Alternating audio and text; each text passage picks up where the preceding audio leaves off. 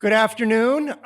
It is a real privilege and honor to be here. What a beautiful day for a graduation, and congratulations to the class of 2026. I want to start out on behalf of everyone here just saying thank you. Thank you to the families, to the friends, and all of the support systems that I know that it takes to get a graduate to this point. So thank you to all of you who are here to honor your graduates and for everything you've done to get them to this point. Give yourselves a round of applause, please. I know it's a lot of work. Would also like to thank the faculty and staff at DigiPen. I've been in the game industry for a while, and I can remember when DigiPen was starting out, when it was coming up as a force within the game industry, and it is fantastic to see what it has become today.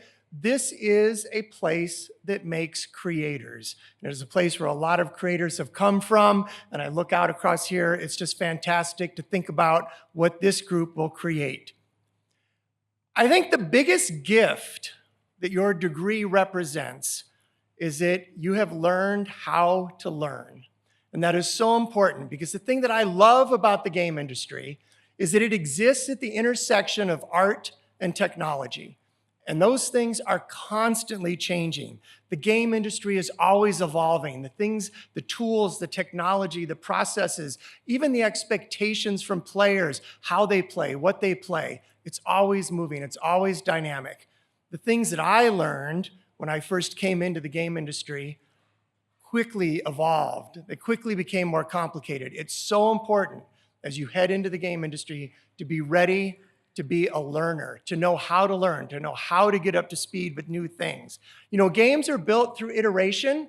One of the things that's unique about our art form compared to movies is that there isn't a script. So many times it's not until you've got all the parts of a game built that you actually know whether it's fun or not, right? That's when the iteration happens. That's when the tuning happens.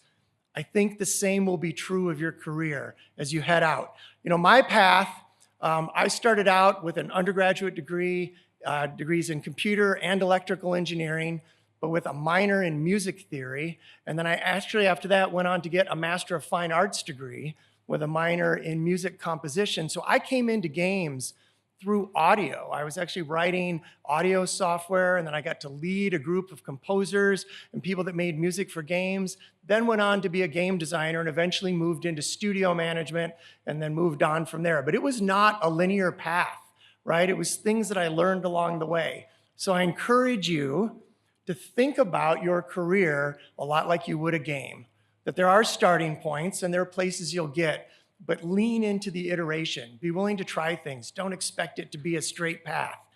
I stand here today not as an expert, not as somebody that's got it all figured out, but somebody who is on the same path that you are on. I just happen to be a few steps further along in my path. And learning how to be curious and learning how to learn is such a gift. And I hope you understand that is the true gift of the degree that you will receive today. I want to talk about creativity. This is a place that makes creators. I'm going to talk about the aspects of creativity. To begin with, creativity is your business. Creativity is your business. You're here because you believe that games can have an impact. And I talked about, again, how games exist at the intersection of art and technology. But what players remember is the creativity that went into it. They remember the characters they encountered, the worlds that they played in, the things that they encountered, how it made them feel. And at the core of all of that is creativity. We work in a very hit-driven business, and it's interesting to me how in some ways the tools for creating things have never been easier to get. To make a game today, really all you need is a browser. To go write a hit song, we could go over to the mall at the Guitar Center. Probably everything you need to make a hit song is there and we could get it. But yet, even though the tools and the technology are so much more accessible, the breakouts, the hit songs, the hit games, the hit movies are just as unique and special as they've always have been. And that's because at the core of that is that creativity. So I will encourage you to protect the creativity, nurture it. Protect the thing that got you motivated enough to get here. And I will give you a slight challenge, which is that as you enter the game industry, make it more creative when you show up than it was before you got there. Bring your creativity to those of us that are in industry. Creativity is also the work. Creativity is work, right? Creativity is not about some perfect point in time or a perfect idea or something that just happens to come together. You know, it's like, how do you take a good photo? You have to take 20 bad ones to get the good one. How do you write a good song? You probably write 10 bad songs before you get there. Personally, I made a lot of bad games before I made a good game. But you've got to put in the reps. You've got to do the work. Creativity is the work, right? What you do today might not be the best thing you do, but you've got to take that step because it will lead to your best work. I sort of lead by sayings or phrases sometimes. There's a great phrase that I love is that people will work for years to be an overnight hit, right? And that shows that all that work that goes to that moment, that tipping point, was all required to get there. Few things sort of come out of nowhere. When I was in your shoes and when I was graduating, I was fortunate enough to have some wonderful professors, and one of them left me with a phrase, which is, focus on the art that is in you rather than yourself in the art. And what that means is don't get caught up in all the things that are around you. The game industry is cool. In some ways, it's like Hollywood. There's a lot of attention. You can get famous making games. But stay true to the art that is in you, because I think that is the thing that will keep you going every day to do the reps, because creativity is the work. Creativity is also about teams, right? There's so many disciplines, there's so many degrees that are represented here today. When I started in games, the key was kind of being a generalist. If you were a programmer who could also do some art and could also do some writing, boy, that was a good thing. Today, games, like a lot of things, have become so specialized, and I think that's represented in the degrees that are here today. You know, we've gone from generalists to specialists. And one of the games that we make, Forza, it's a racing game. We have people on that team. There's a person, all they do is tires. That's it. They just work on tires. They do code and physics for tires for a racing game. We also have another game we make called Fable. We'll have a new version of that coming out here in sometime in the next 12 months or so. And we've got a person on that team, all they do is clothing.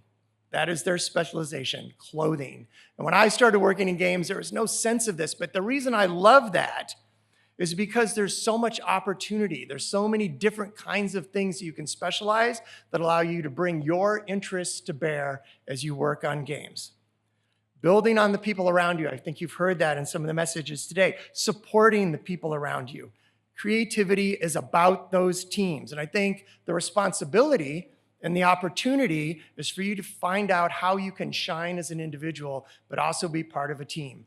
Yes, there are games that are made by individuals. We could talk about Vampire Survivors or Stardew Valley. There are all kinds of songs maybe that were written by one person, but I guarantee you that behind those people was some kind of support team. And I guarantee when they launched their game, it fed into a system that was part of a team.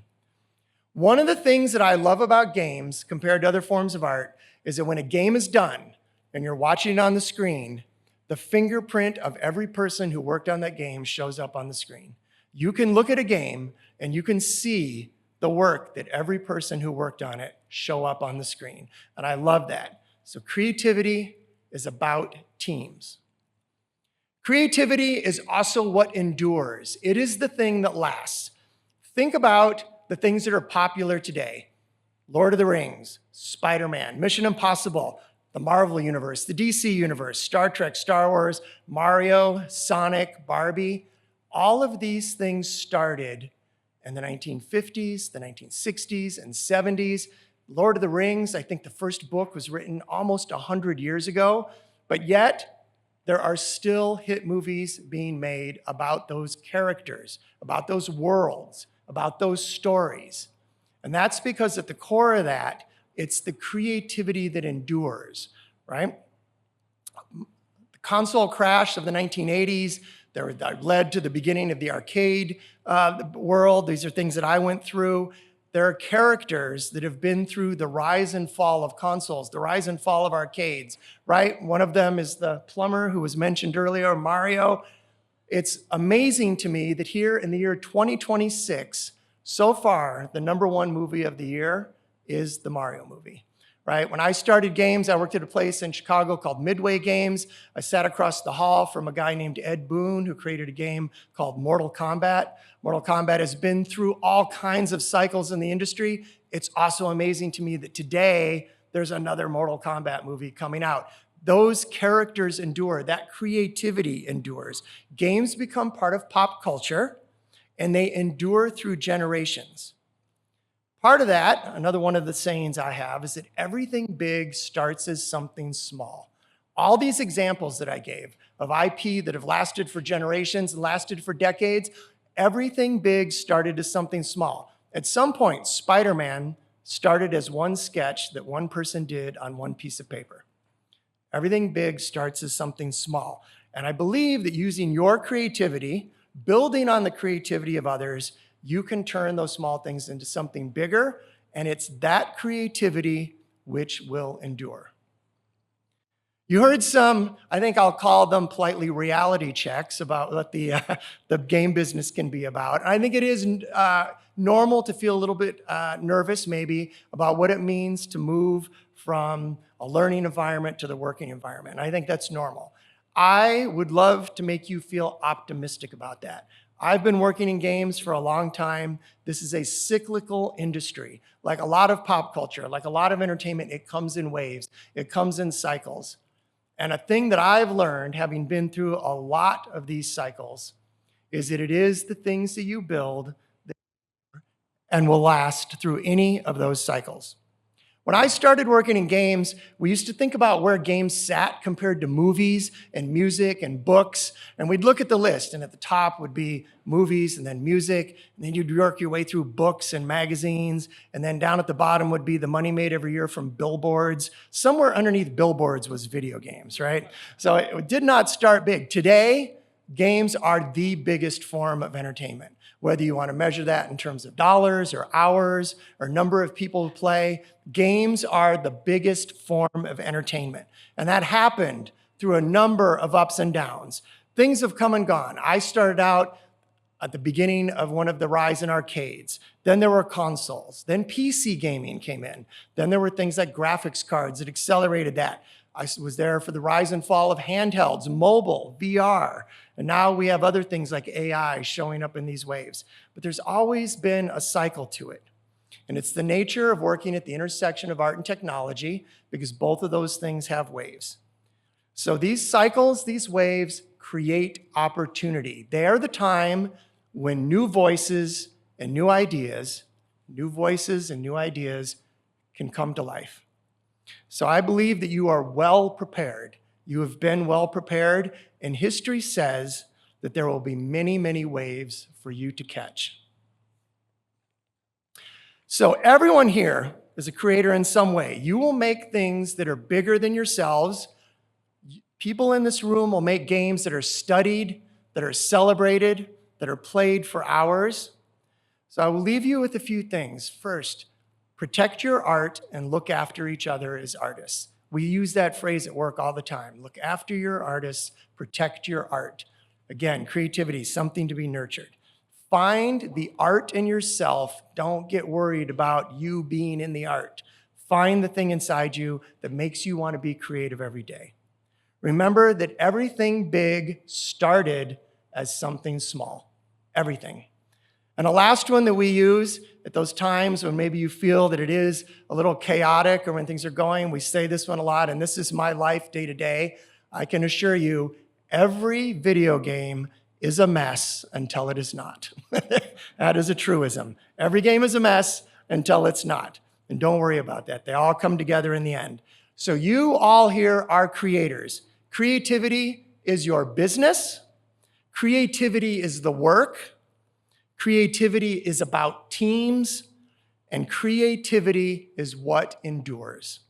It really is an honor to be with you here today as you complete this chapter and go on to the next chapter for you. Congratulations.